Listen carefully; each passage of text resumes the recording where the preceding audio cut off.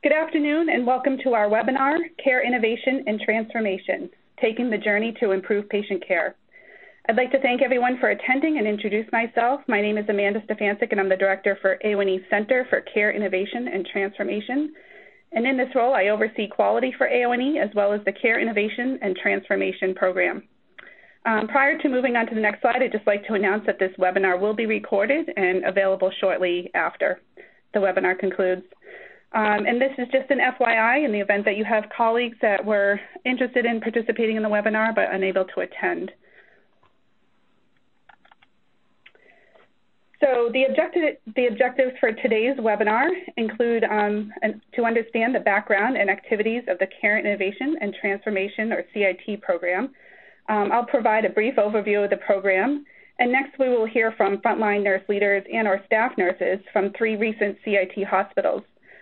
These hospitals participated in the program beginning in March of 2012 and just concluded with their final face-to-face meeting 2 weeks ago. These hospitals include Middlesex Hospital in Middlesex, Connecticut, Massachusetts General Hospital in Boston, Massachusetts, and Martin Health System in Stuart, Florida. Finally, we'll have an opportunity at the end of the webinar to answer any questions from interested parties or potential participants in the program. So I'd like to start with some history about the CIT program. Since the center's inception in 2010, AONE has been instructing frontline staff and unit-based leadership on how to brainstorm ideas and then use rapid cycle change to implement those ideas to improve patient care in the environment in which they practice. The program uses a bottom-up approach by engaging those closest to the bedside and provides leadership support and education to the nurse manager. Prior to this, AONE participated in the Robert Wood Johnson Foundation's Transforming Care at the Bedside, or TCAB initiative, and the work of the CIT program builds upon that earlier work. So I want to pause here as I just mentioned the program's focus on engaging those closest to the bedside, which I think makes one think of inpatient or acute care. We in the center are proactively trying to expand this scope to include care environments and healthcare providers that really span across the care continuum. So we do anticipate welcoming back our colleagues in acute care, but also hope to see some applications from ambulatory care, rehabilitation, long-term care, critical care, home care, among others. We also intend for the program to be very interdisciplinary, engaging physicians, therapists, social work, dietary, case management, among others. So AONE believes that the care models of the future will be significantly different from today's models. And we'd like to see we at the center like to view ourselves as a laboratory developing the skill sets and competencies that healthcare leaders need to design these new models of care. So our strategic alignment, our 2013-2014 AONE strategic plan, CIT addresses 2 of those bullets, and that is to develop innovation as a core competency for all nurse leaders and to support the provision of safe, quality care and delivery systems grounded in healthful practice environments. And AONE is also a subsidiary of the American Hospital Association, and we're pleased that our work also closely aligns with the AHA's Hospital in Pursuit of Excellence, which is the AHA's strategic platform to accelerate performance improvement and support delivery system transformation in the nation's hospitals and health systems. So the objectives for the CIT program are to develop and measure the impact of improvements and innovation on nursing care units. And again, I mentioned nursing care units, and we are actively hoping to expand that phrase to be more inclusive of care settings across the continuum. So some bullets I have here are, first and foremost, we are hoping that participants in the program are improving the quality and safety of patient care. They're creating a more effective care teams. We are seeing improvement in staff satisfaction and retention, and also increasing efficiency. So we have leadership development of the frontline staff and the manager that's woven throughout the 2-year program. We really see a lot of nurse autonomy, ownership of practice, a louder voice for nursing and the care team, and that's all grounded in evidence. We are also very mindful to make sure we're integrating a lot of what's going on right now with the healthcare reform, navigation of newly regulatory and the financial environment. So we have a variety of speakers that present content on healthcare reform. Terms such as value-based purchasing is discussed and what it means to nursing, as well as other drivers of healthcare change, and those may be HCAP scores or pay for performance, accountable care, public reporting, among others. So what does CIT participation look like? We have the 2 years, or roughly probably about 20 months, broken down into 4 face-to-face conferences. And at these conferences, we provide the process building blocks, leadership development, content on overcoming barriers that you may face during the program, and then sustaining the gains that you're going to realize, and then how do you spread that work. A variety of different speakers. I've just highlighted a couple of them here, including Tim Porter O'Grady, Dr. Barbara Makoff, Deb Girardi. We've had some colleagues from the Cleveland Clinic present their work that's been really great. Rosemary Gibson, Rocco Perla, and again, among others. That's just a small sample of some of our faculty that regularly speaks for us. We also have sharing of best practices that occurs on monthly conference calls, as well as these face-to-face meetings that we have. We have hospitals doing presentations at the podiums, and we also have an interactive poster session utilizing a ring of knowledge. And I think I have a picture of that to show you in a moment. These hospital presentations, we're really encouraging the frontline staff to be presenting to an audience. And at these conference meetings, it's usually about 100 to 150 people in the audience. So it really allows the staff at the bedside to gain some experience and exposure and practice in presenting at a national conference. Educational webinars, we average about 2 to 3 a year. And again, those include topics such as conflict engagement, conflict coaching, and then some work on healthcare reform. There's a lot of networking opportunities that it's available throughout the 2-year program, but we set aside special time at these face-to-face meetings to have some networking opportunities occur. Finally, we also participate in data collection and evaluation. So we've set up an online system that's encrypted, password protected, and secure, for which we can capture quality and outcome data throughout the program. And we may analyze that, and we provide that back to participants in a report format. Another option available to participants is an optional option. This is an optional thing to participate in. It's the Time Study RN, which uses a PDA, or personal digital assistant, to measure nurse time and motion. And the nurses carry this device for 1 week, and they rotate it 24 hours a day, and then they download the data after 1 week. And then on a monthly basis, they analyze those data, and then they can trend how they're doing over time throughout the program. And this is an additional fee for the program, and we can answer more questions if you're interested in that piece at the end. This is just a snapshot, this Time Study RN, of the various nurse activities that maybe the nurses on one unit are participating in a 1 week time period. So you may look at documentation and see, oh, wow, we're spending 23.3% of our time in documentation. Is there an innovation or improvement that we can do to decrease our time in documentation, but increase our time in a value-added activity that would bring the nurse closer to the bedside? So there's a lot of different uses for this PDA, and again, I'd be happy to entertain questions on this at the conclusion of our webinar. I did include some pictures to illustrate what one of these face-to-face meetings looks like. This is actually a meeting 1, and nurses gather, so about anywhere from 5 to 8. I think we've even had a team bring 11 people to these face-to-face meetings. They gather around a table for 2 days. They're learning how to do brainstorming, and then they work together.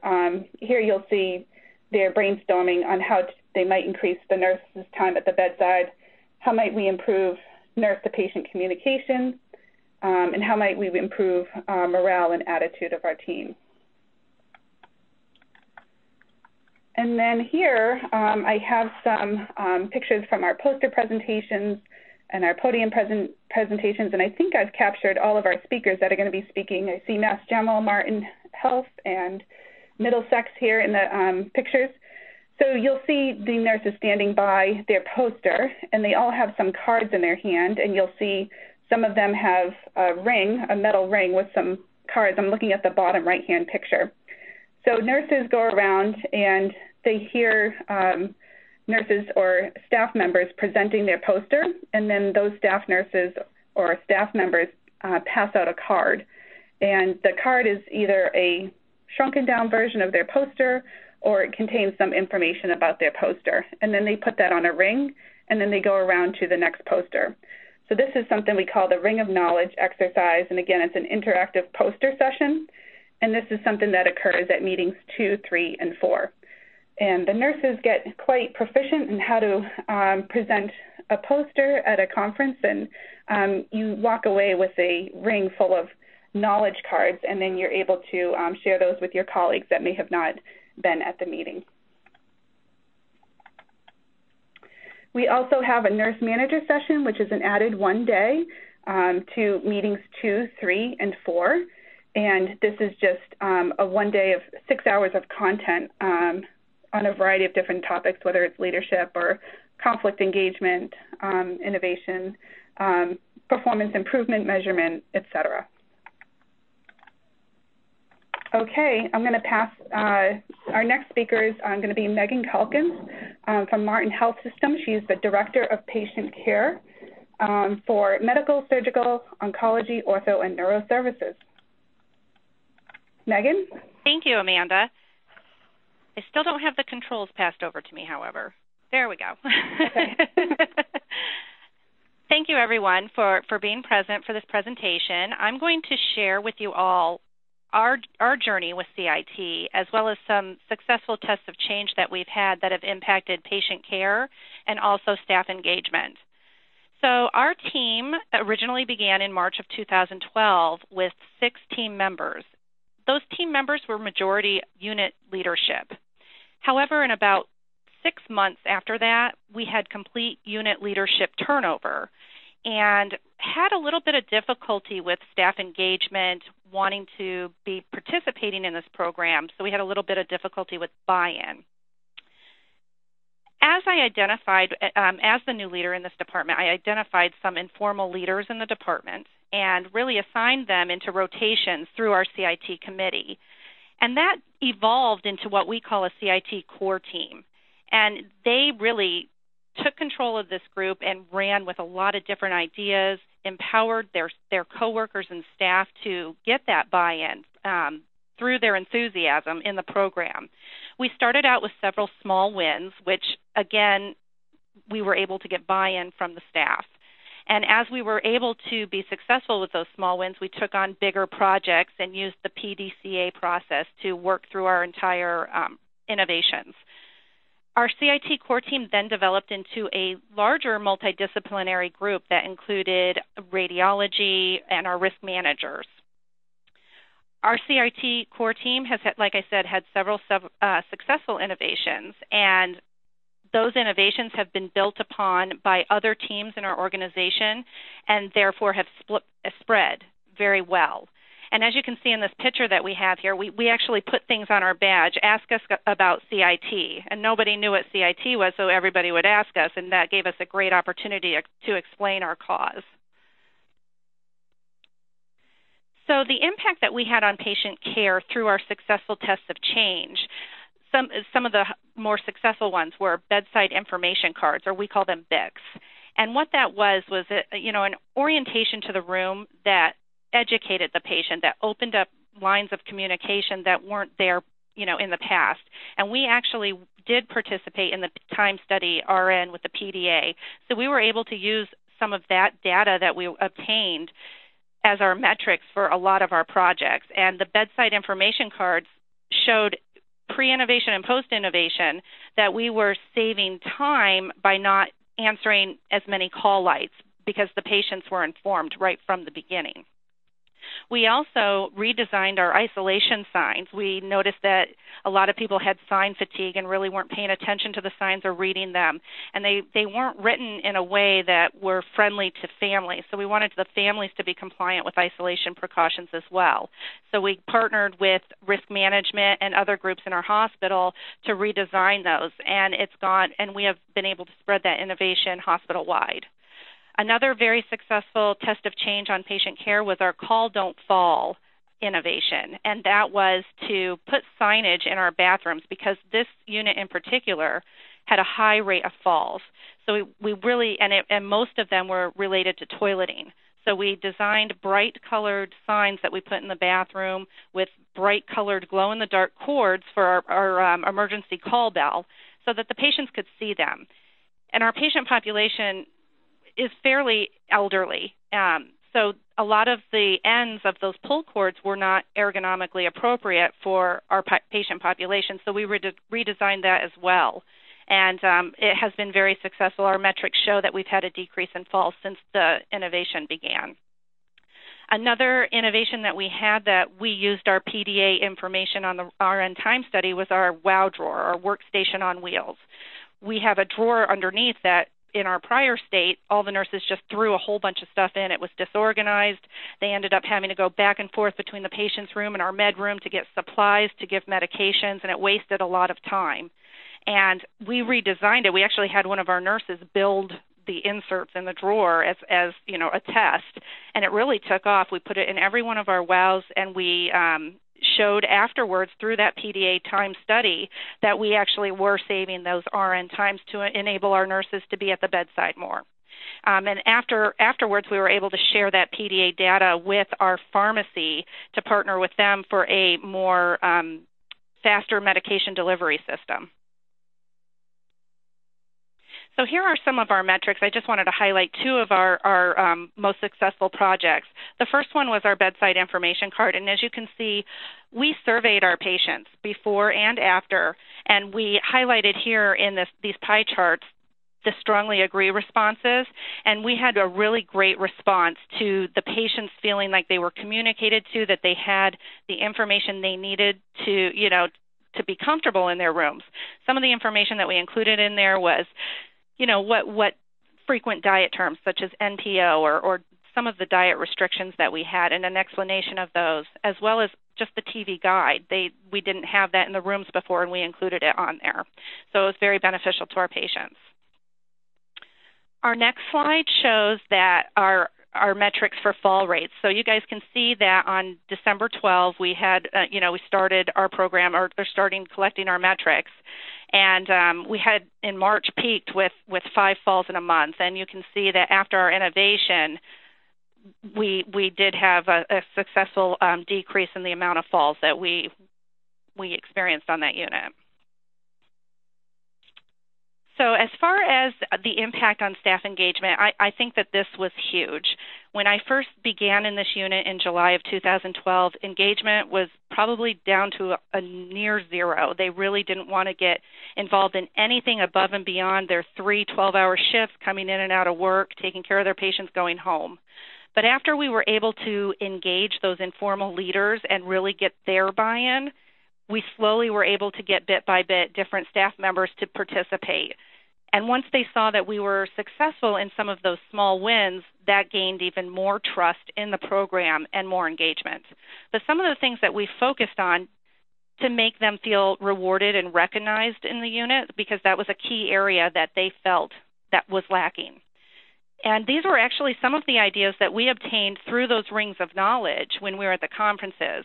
The first one was our staff recognition board, where we put everybody's picture up, made it a team focus, not just RNs, PCTs, but everybody that the patient would encounter in their visit, so all care team members. And we put just little blurbs like where they were from, their name, their credentials, and where they're from. Because in Florida, it seems like everybody's from somewhere across the United States. There's very few people that are right from Stuart, Florida. The other thing that we did was implement an Eye Care Associate of the Month. And the Eye Care is our Martin Health System values. So it's innovation, collaboration, accountability, respect, and excellence. So we highlight one associate from the unit, and again, it's not just RNs and staff, but we make it multidisciplinary, the entire team, and recognize one of them who is exhibiting those values once a month, and highlight them on a board, put up why we selected them, and actually put a blank piece of paper up there and allow people to make comments on there and congratulatory comments. We also give them a gift card and movie tickets so that it makes them excited about the program. And another thing that we started was a shout-out and recognition board, or a SOAR board, and that was another idea that we got from one of our colleagues in the cohort. It's an opportunity. We have like star sticky notes that we put up on a board in the unit that staff and patients can put up about coworkers or the staff that's taking care of the patients, just to recognize them, and it's gone over very well. The next slide, and I know that this is really, really busy, and I'm going to get my pointer out here, but you can see this is our associate survey results. So I wanted to really show that, this is my survey results in 2012 that I'm pointing to. That's the column. And then my survey results that I just received back in 2013. And the last third of this column over here is all focused on staff engagement. And the last one, good performance by staff, is recognized. You can see in 2012 we were down to 2.33, so it really wasn't going very well. But after we did our innovations and got our staff engaged, you can see that the results increased to 3.54, which was a great increase. And that is all I have. I'm going to pass the controls over, to Kelly. Thank you so much, Megan. So we're next going to hear from Middlesex Hospital in Middlesex, Connecticut. And presenting for them will be Ann DeToro and Rachel Reynolds, who are registered nurses. Hi there. Can you hear me okay? Yep. Hello, everyone. My name is Ann, and we come from Middlesex Hospital in Connecticut. Our hospital is a 200-bed hospital, and we work on a 20-bed medical and some surgical overflow unit. We want to talk to you today briefly about how CIT has really gradually evolved the culture and the attitudes on North Fork, both with staff morale and engagement, as well as patient satisfaction in relation to our Press-Ganey scores and things of the like. So when CIT was first brought back from Orlando a year and a half ago, the buzz was, what is CIT all about? And we were very excited to get CIT started. So it really opened up the door to staff-driven ideas, and it really created an environment where staff felt welcomed.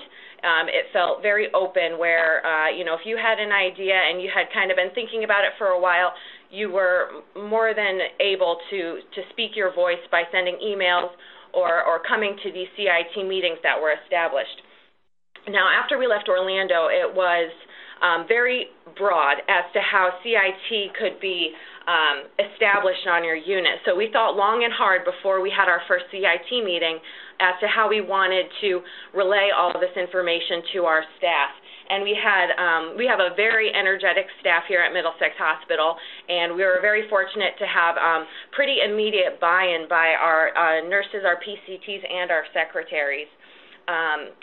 We created a framework where our meetings would be set up to discuss previous tests of change, new tests of change, and of course our brainstorming, which Amanda had showed some pictures of before with all of the many Post-its, which staff always has a great time with. So the environment on our unit ended up becoming just, like I said, very welcoming and very open for people to speak their minds. Now, after our CIT meetings, we would send out very colorful emails. So I'm sure everyone knows you read 15 emails a day from your managers and from administration, and we wanted to make our emails a little different. So, of course, that was very important for staff to remain updated with what was going on during the CIT meetings if they were unable to make them. And again, driving home the point that these were very staff-driven ideas. We're very fortunate to have a manager that believes that transformation is from the bottom up, and for the last year and a half, that's how our unit has been run, and it really has shown in our staff satisfaction and Press-Ganey scores as well. Now, looking at some of the data, our NDNQI scores from 2011 to 2012 has increased pretty significantly, showing that staff satisfaction really has improved, and there really is faith in our hospital and our manager and our culture as a team. Our number of tests of change actually is probably well over 60 now. It says 56 there, but we did recently have a meeting where we have some, of course, new ideas buzzing around, and the number of ideas that have been adopted and or adapted, which, if you attend CIT conferences, you'll know what that's all about. Essentially, that's showing that we have a very high percentage retaining and sustaining tests of change that we have trialed on North 4, which is, I think, speaks to our staff motivation and their determination to keep CIT alive on our unit. Just a couple of other things to touch upon. When we also started CIT, we wanted to make sure that it was easily accessible to our staff as well as to patients. So we really went that extra mile, and we utilized our marketing department to create a CIT board that was on our unit. And I wish we had a picture to show you. Any information we're saying here, our manager would be more than happy to send you more specific details. But like I said, we utilized our marketing department to really go that extra mile, created a board where it showed updates from previous meetings, when the next meeting would be occurring, and what our outcomes were currently via any type of survey and or data that was collected. This proved to be really successful with our staff. We had a little suggestion box where staff and patients would be able to give us their ideas, whenever it popped into their mind, so, they wouldn't lose it. And we collected those ideas whenever we had a meeting, and we would incorporate that into our meeting. As well as marketing, we really reached out to other departments in our hospital as well, because as most people know, you need everyone's buy-in, and you need everyone to be just as energetic and wanting to change the culture in your hospital and on your unit. So we reached out to dietary, radiology, our medical director, the finance department, as well as discharge planning, and utilized brainstorming sessions to really bring more of the departments together to create better outcomes for everybody. So we have had many tests of change that have incorporated ideas from other disciplines in order to make us more successful and therefore make our patients more satisfied. Now, the model that we utilized here is the PDSA, which I'm sure some people have heard of, and that's the Plan, Do, Study, Act method. And in CIT, we believe that you need one nurse, one patient, and one shift to really change your unit. So it's starting small, as the previous speaker talked about, and getting those small wins, and then really building up the morale on your unit, being able to change from small scale to a larger scale. So in that way, we've been very successful at Middlesex. Looking at some of our safety culture data as well, I just wanted to relay that briefly, which I have a graph here that can be sent to anybody.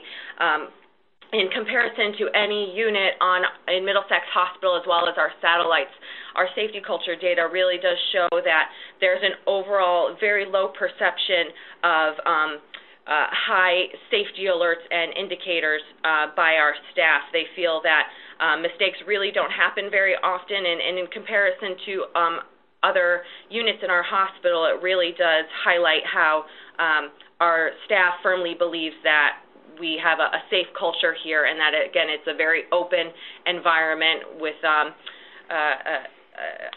sense of teamwork, which is really wonderful, and I think CIT has truly helped us to be able to go that extra mile. I'm going to pass the mic to my colleague, Rachel, and she's going to talk about some specific tests of change that have happened on North 4. Okay, so hello everybody. We've had some really big tests of change, very successful, that were initiated on our unit with our CIT group and spread throughout our hospital to other units. The first one being our patient care technicians performing blood glucose checks. Initially, we were using the Time Study RN and our PDAs for tracking data, and on the PDAs, it can track if a task that we're doing can be delegated to another staff member, and we found that many of the things that we were doing could be delegated.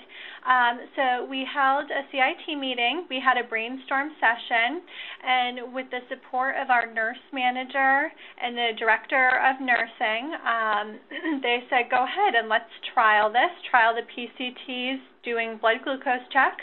We went ahead with that, found that it worked really well. It worked well on our unit. We eventually have rolled it out to the rest of the hospital. Since we rolled that out, our patients are no longer waiting for their food because they have to wait for their blood glucose to be checked. And we've seen increase in our Press-Ganey food service score throughout the months that we've been doing this now. Another additional huge test of change was the addition of our second Pyxis. Now, again, we were using Time Study RN, and we're on a very busy medical unit. We give a high volume of medications, and in the mornings we found that nurses were waiting in line to pull medications from our Pyxis machine. So again, we presented that data to our nurse manager along with the director of nursing, and really got their support to have additional Pyxis. Not only did we get the additional Pyxis machine, we also ended up getting a whole new medication room. After that, we found that we see Press-Ganey scores increase because patients are no longer waiting as long for pain medication or nausea medication. Another problem we had on our unit that our CIT really kind of needed to address was our noise score. Again, we are on a very noisy medical unit. We get confused patients who sometimes yell out. So we initiated a couple different tests of change that have really helped.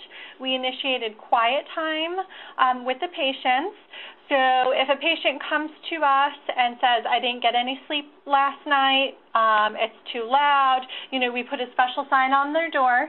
We give them some earplugs, and we try to close the door and not interrupt them for a specific allotted amount of time.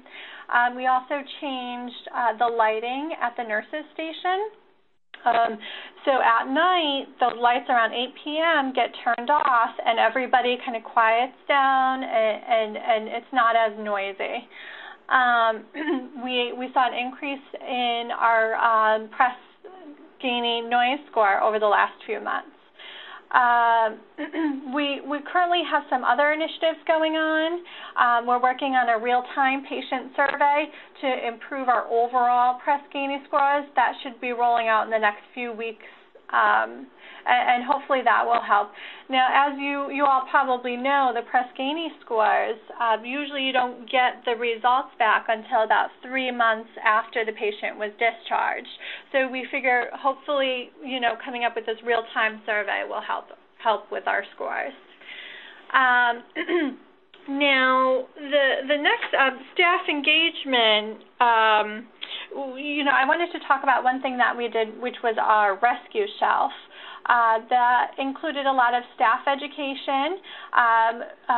What it is, we had 2 back-to-back codes, and we didn't have the supplies that we needed, so we implemented this new shelf with suction, EKG leads, all the stuff that you would need during that code, so that our staff always has it available to them when they need it.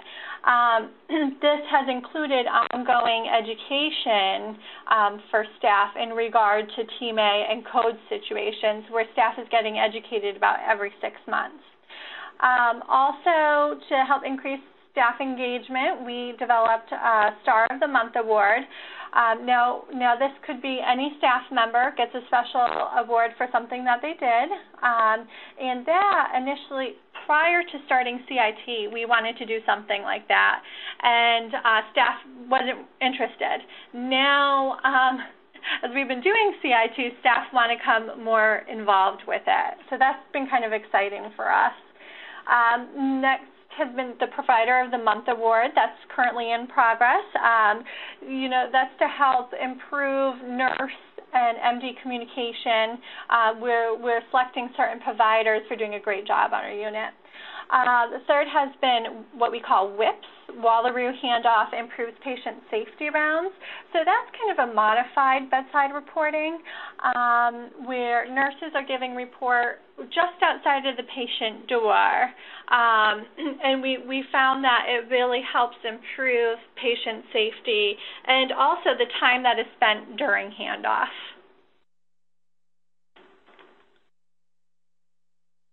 Okay, thank you so much. We'll be passing it along to Julie Cronin from Mass General.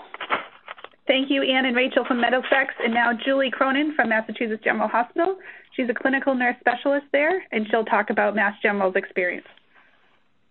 Hi, everyone. Thank you, Amanda, for asking me to talk a little bit about our experience.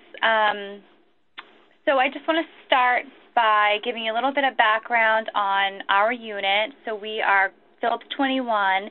We're a 20-bed gynecology-oncology unit. And we recently had a move around the time that we decided to look into the CIT program. So we moved units and went from an 18-bed unit to a 20-bed unit, all private rooms, so that was a little bit different for us. We had also recently had a change in leadership, and our new leader was wonderful. She really thought that, with the move and the new change, we needed something kind of exciting to bring the staff together, something that we could kind of come together on and work on to build staff development and staff satisfaction. So we were familiar with the TCAB program, which is Transforming Care at the Bedside, and White 10, one of the units at Mass General, had implemented this program, and we knew that CIT, or we had learned that CIT was an extension of that TCAB initiative. So we're really interested kind of in this CIT program and how it could help our unit. And of course, with healthcare changing the way it is these days, we really felt that we needed to be kind of ahead of the curve and invite and encourage innovation instead of just adapting to it as it came to us. So our overall vision for the unit was really to increase communication and collaboration, to ultimately increase staff satisfaction and patient satisfaction, and, of course, to deliver efficient and equitable care. So initially we attended the first conference, and that was in Orlando, as my colleagues have said. And after that initial conference that we attended, we brought back what we had learned, and we brought it back to the staff, and we held an initial retreat with the majority of our staff so we could convey to them what we had learned about the Plan, Do, Study, Act and the rapid cycle change, the Adopt, Adapt, Abandon process, and everything we had learned about innovation and how to implement that at our bedside. So energy was high in the beginning, which was great, but the staff wasn't sure of which innovation we wanted to test first, so we had a little bit of a slow start, but we thought that what was important, the CIT small group of us that had attended the conference was probably 4 or 5 staff nurses from different shifts, different levels of seniority, from novice to expert. But we decided that a small test of change, a small win would be important to kind of get the momentum going. So our first small win was really just to put pill cutters at each patient's bedside, and we found that was easy to implement, and we were successful in just cutting a few minutes off of an RN's time if she had to run back to the medication room and then come back to the patient's room. It was just a small time saver. So our first small win kind of set the stage for us to realize that the rapid cycle change and this Adopt, Adapt, Abandon process was something that we could really implement on a larger scale. So our first big win, and which is still going on now, it's hugely successful, was our unit-based SharePoint site, and that really became a hub of information that each nurse could access daily or multiple times a day. and it houses discharge documents, patient education. It houses updates. Our nursing director, myself, can go on and update our nurses with different information. It has a chat room, and there's links to different policies and procedures. So staff have really loved that, and that was definitely our first big win. And just looking back at some data that we've collected, we've had tens of thousands of hits on that site, and nurses, as I said, access that site multiple times a day and just find it very invaluable. A few other of our innovations I'll just touch on briefly. Quiet at night, which is definitely a struggle for some units in our hospital and others. It was a struggle for us in the beginning. We were at 31%. We used the HCAP scores as our measure of patient satisfaction. And after we implemented a few different ideas on how to reduce quiet at night, we are leading the hospital now at 86%. So people are calling us and asking for our ideas and our plans as to how, we went from such a low score to such a high score. We also implemented a post-discharge phone call team, and so now 95 to 100% of our patients are receiving phone calls within 24 to 48 hours after they've been discharged from our unit. And that's really been good to bridge the gap between the inpatient and the outpatient teams, as well as increasing patient satisfaction and hopefully reducing readmission rates. We're in the process of looking at that data now. We also changed our standard medication administration times from 8 in the morning and 8 in the evening to 9 in the morning and 9 in the evening, and really just changing that, those standard administration times, that 1 hour, really created a new workflow for the nurses and a new way to look at patient care for the day. So instead of rushing out of the gates after reading notes or getting reported at the bedside, the nurses felt they had time to sit down at the computers, look up medications, participate in the morning huddle, and maybe even round with one or two of the physicians if they had time before they had to go out and pass all their morning meds. So that's been hugely successful. Quiet hours, I know, is an initiative that many hospitals are working on. We have quiet hours from 1 to 3 in the afternoon, which is a great time for patients to rest and also for nurses to have a little quiet time to get their note writing done, and midnight to 5 a.m. And a couple of our other successful innovations, we have a monthly ethics round that's attended by our PhD nurse ethicist at Mass General, and we talk about case studies from patients on the unit, or we talk about different ethical dilemmas, and the staff have really found that pretty cathartic. And we even have a nurse who initiated a yoga session every afternoon at 4 p.m., and it's a quick 5-minute, just restorative, kind of fun thing that we do in the family room. So the innovations can range from anything small to big, and it's great that staff, these are all staff-driven, which is important.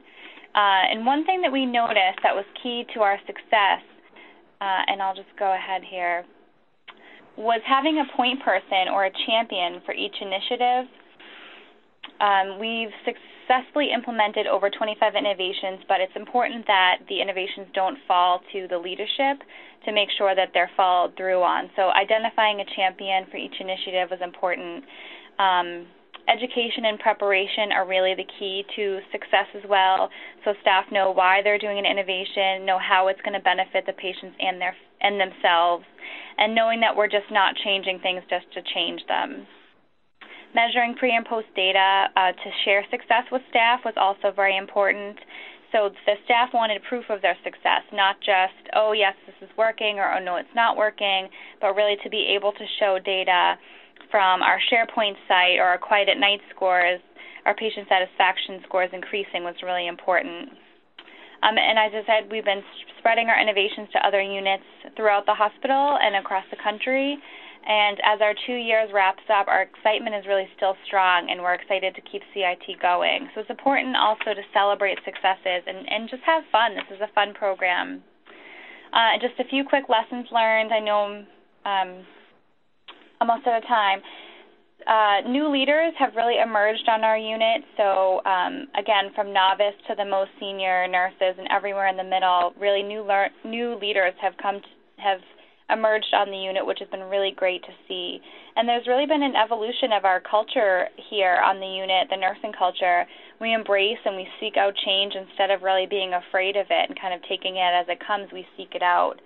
And we had a focus group, and one of the nurses said that we really changed our motto after CIT from if it wasn't broken, don't fix it, to we didn't know it was broken until we fixed it. And I thought that was very poignant. But overall, CIT has been an excellent, positive experience, and we've just been thrilled to have been a part of it. So I will turn it back over to Amanda. Okay, thank you so much, Julie. Just waiting for, okay, here we go. So I'll just leave this slide up for you to read. We evaluate all of our face-to-face meetings, and these are just some of the qualitative comments. But I'd love at this point now, Kara, are you able to open it up for questions? And I just want to thank all of our presenters this afternoon. But I think we can open it up for questions from the audience to myself and any one of the presenters today. Thank you. The floor is open for questions. If you do have a question, please press *1 on your telephone keypad at this time. Questions will be taken in the order that they are received. If you're using a speakerphone, we ask that while posing your question, you pick up your handset to provide favorable sound quality. If at any time your question has been answered, you can remove yourself from the queue by pressing 1. Again, ladies and gentlemen, if you do have a question, please press *1 on your telephone keypad at this time. Please hold while I poll for questions. And our first question is from Allison McHugh from Hitchcock Medical. Please state your question. Yes, my question was really, these are great examples, and not having had any full understanding on what the program was other than just reading it, this was really helpful. For me, my question is, from the beginning, is it a matter of there is a conference that's going to, I see that there's a November 1st deadline for an application, so is it that I identify a group of people that I feel would be an appropriate group to participate in the initial conference, and then I'm trying to envision the very, very, very first steps and how that aligns with the application that I'm reading about online, as opposed to just work that begins and then people celebrate. Mm-hmm. Sure. Allison, this is Amanda. Are you in a hospital setting? Yes, Dartmouth Hitchcock Medical Center in Lebanon, New Hampshire. Okay. So the way it usually begins is an identification of one unit in the hospital, although we have had hospitals that do send multiple units, which I can discuss in a minute. But one hospital is sort of designated as the CIT unit, and then from there, usually, so the application is on November 1st. I believe we're planning on notifying people within a 2-week period, so you would know by November 15th. And then we are hoping to hold our first meeting the following February or March. And in terms of who attends that meeting, it's usually the nurse manager and then up to 4 other people. So there's included in the tuition of the program, there is registration for each of these face-to-face meetings for 5 people. And you're more than welcome to send additional people for a cost of $200, which just covers printed materials and meals for the conference. So teams have sent anywhere from 5 to 8 to 11, I think, people sometimes come to these meetings. We do recommend, there's been 2 major categories that I've seen in terms of who attends the meetings. Sometimes it's the same 5 people from the hospital unit. And what I do really encourage is that there's some members that are rotated.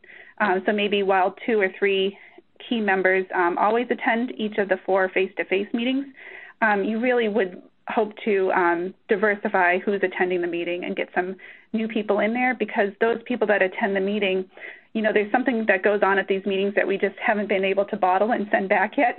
But those people that attend the meetings really return to their units full steam ahead, and then it can just drive the process that much quicker. So the process diffuses and spreads more quickly on the unit when there's more people exposed to the program. And do you recommend that, so I have a couple of the questions. I don't know if it's okay or if we have to move on, but my other questions are around, I have one unit who comes to mind that is already that unit that's totally engaged. They have a very enthusiastic staff, motivated young leaders. So that's where my mind first goes, to sort of just continue to elevate them and then maybe have them come back and spread this to other units. But then my other part of me says, well, I have one unit that really is in need to become innovative, but it might be more of a challenge to get those people to want to go to something like this. So that's sort of, is there one, I know there's no right or wrong way, but if I was to think about which group, or could I send both groups?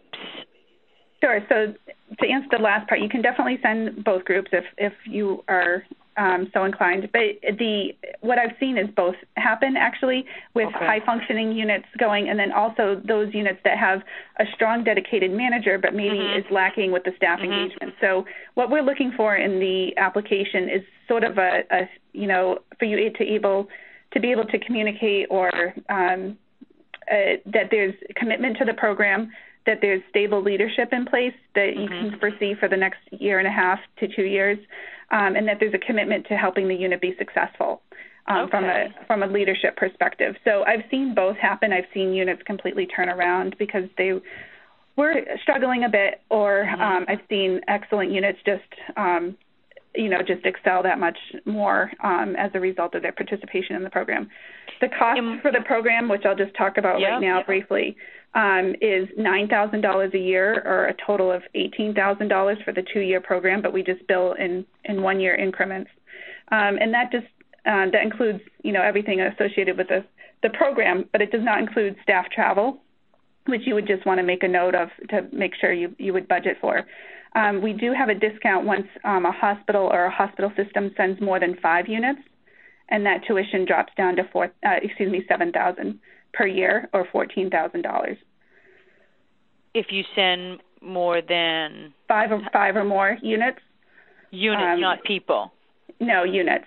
Okay. And again, in that tuition is registration fees for up to 5 people, and then it's a $200 incremental fee for more than 5 people to attend those face-to-face meetings.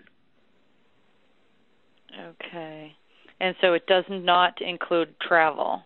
Right. So you would have to budget travel. We do hold our meetings. We're very cost-conscious when we're thinking about where we're going to be having our face-to-face meetings, and we're looking for cities that have a big enough hub that can, get people in from around the country. And then we're looking for hotel rooms that are usually from about $130 to $180 a night, and we encourage staff to bunk up and share, double rooms, et cetera, to save on costs. So we hope to, get flights in around $350 or less per staff person, and then the hotel rooms.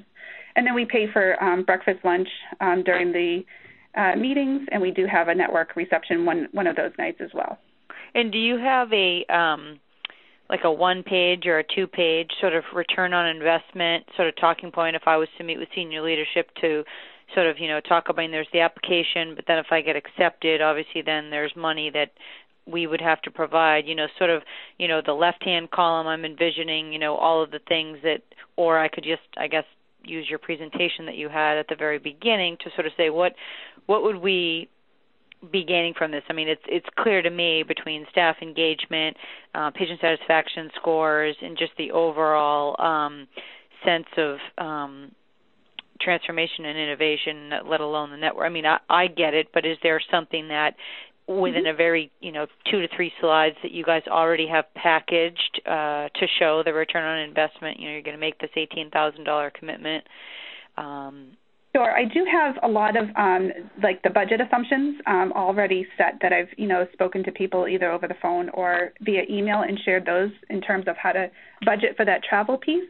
And then we are, with this cohort that just ended, we are finishing up our data collection and doing some statistical analysis to see if there was a statistical difference in some of the outcomes. But we've collected data and information on a variety of different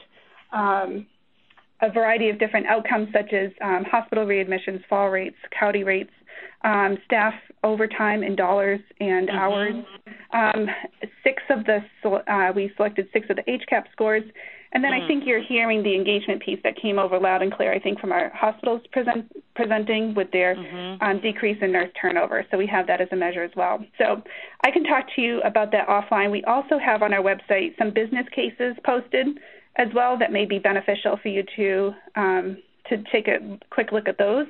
And those are, again, on the aone.org/CCIT website.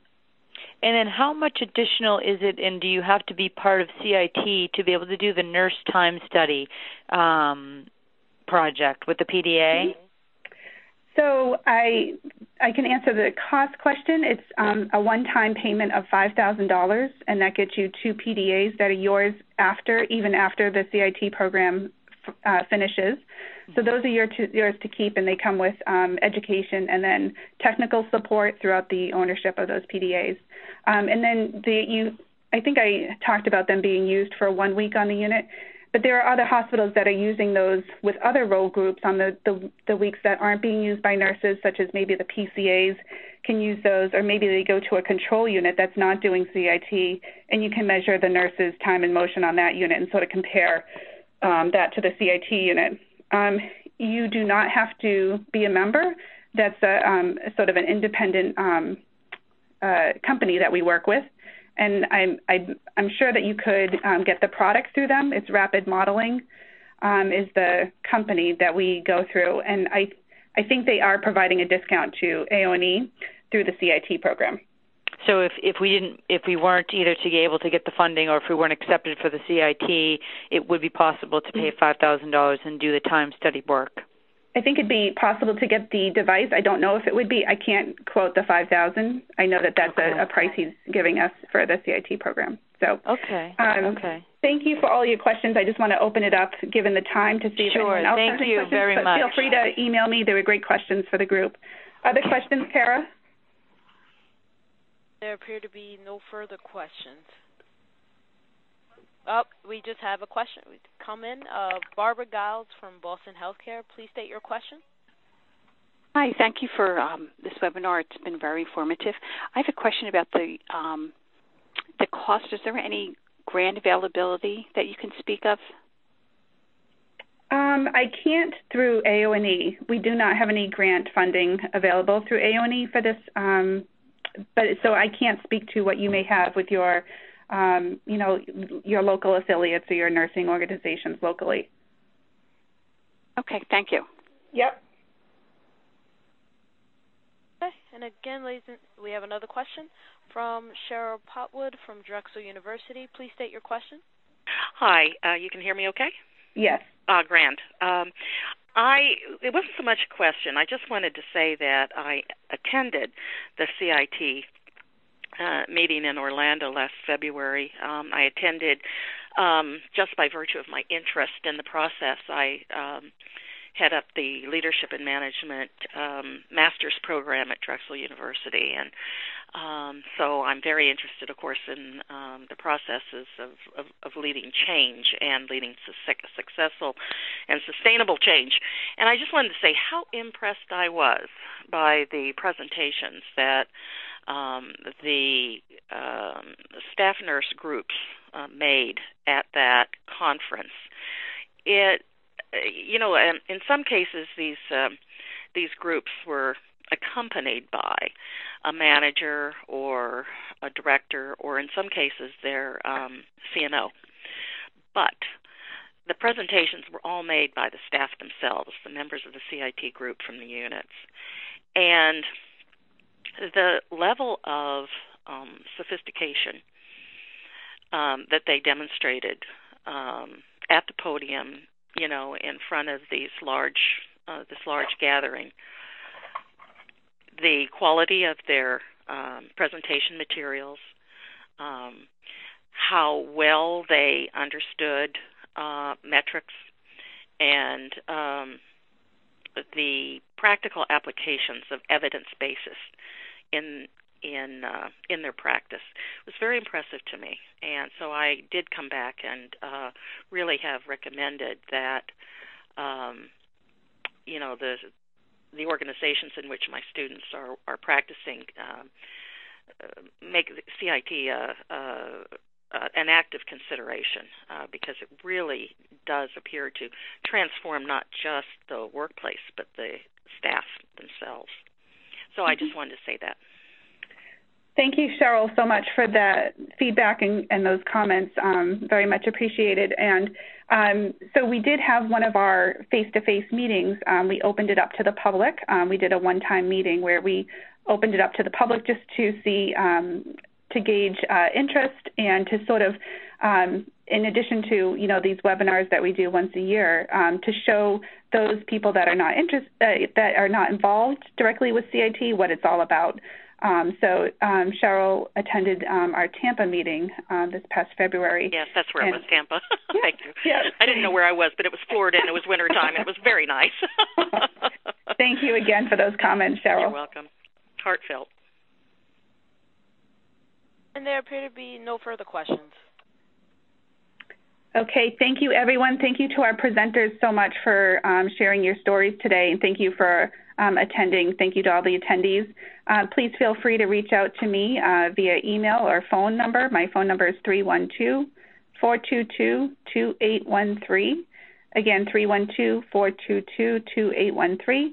And I'm also available via email at ASTEF as in Frank, ANCYK @AHA.org, and that's also on our website. So please visit our website at aone.org/CCIT, and I look forward to hopefully hearing from you and reading your applications for our next cohort of hospitals. Take care, everyone, and have a great day.